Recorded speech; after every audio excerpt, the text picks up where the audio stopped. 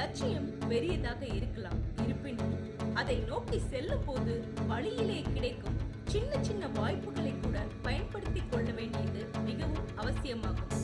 ஏனென்றால் வாய்ப்புகள் ஒரு முறை நழுவி சென்று விட்டால் திரும்பவும் கிடைக்காது. இதை தெளிவாக புரிந்து கொள்ளக்கூடிய ஒரு குட்டி கதை தான் நாம இந்த வீடியோல பார்க்க போறோம். ஹாய் ஹலோ ஃப்ரெண்ட்ஸ், வணக்கம் அண்ட் வெல்கம் டு தேன் மிட்டாய் யூடியூப் சேனல். ஒரு நாள் அந்த அடர்ந்த காட்டில் வாழ்ந்துட்டு வந்த கர்வமான சிங்கம் ஒன்று சீக்கிரமே எழுந்து வேட்டைக்கு கிளம்புது. அந்த சிங்கம் என்ன நினைக்குது அப்படின்னா, காட்டிற்கே ராஜாவாக இருக்கும் எனக்கு யானை போல பெரிய விலங்கு கிடைச்சாதான் சரியா இருக்கும் அப்படின்னு முடிவு பண்ணி யானையை காடு முழுவதும் தேடி அலைஞ்சிட்டு இருக்கு. இப்படி சிங்கம் யானையை தேடிட்டு இருந்த அந்த சமயத்துல அதன் வழியே வந்த சின்ன சின்ன மிருகங்கள் எல்லாம் அது ஒரு பொருட்டாவே எடுத்துக்கல. வேட்டையாடுனா யானையை மட்டும்தான் நான் வேட்டையாடுவேன் அப்படிங்கிற எண்ணத்திலேயே சிங்கம் அலைஞ்சிட்டு இருந்தது. அப்படியே பல மணி நேரம் கழித்தும் சிங்கத்திற்கு யானை கிடைக்கவே இல்லை.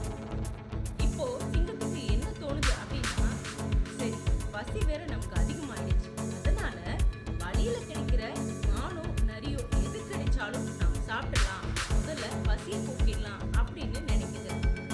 இப்போ ரொம்ப நேரம் ஆனதுனால சூரியன் மறைய தொடங்குது. சிங்கத்திற்கு பசியை அடக்கவே முடியல. ஒரு சின்ன முயல் கிடைச்சா கூட நல்லா இருக்குமே அப்படின்னு சிங்கம் யோசிக்குது. ஆனா அங்க எதுவுமே கிடைக்கல. இந்த மாதிரி சிங்கம் யோசிச்சுட்டு இருக்கும்போது இரவு நேரமும் வந்துடுச்சு. ஆனா சிங்கத்திற்கு எந்த இரையும் அன்னைக்கு கிடைக்கல. அப்போதான் சிங்கம் உணருது, காலையிலே கிடைச்ச சின்ன சின்ன மிருகங்களை நாம தவற விட்டோமே அப்படின்னு நினைச்சு ரொம்பவே சிங்கம் வருத்தப்படுது. இந்த கதையில வர்ற சிங்கத்தின் மூலமா நாம என்ன தெரிஞ்சுக்கலாம் அப்படின்னா, பெரிய கனவுகளை நோக்கி நாம போறது தப்பில்ல, ஆனா வழியில் கிடைக்கும் சின்ன சின்ன வாய்ப்புகளை பயன்படுத்த நாம தவறக்கூடாது. யாருக்கு தெரியும், அந்த சின்ன வாய்ப்புகள் கூட நம்மளுடைய பெரிய கனவுகளை சுலபமா அடைகிறதுக்கு நமக்கு வழிவகுக்கலாம். இதை புரிஞ்சுக்கிட்டா வாழ்க்கையில நிச்சயம் மகிழ்ச்சி இருக்கும். முயற்சி பண்ணி பாருங்க.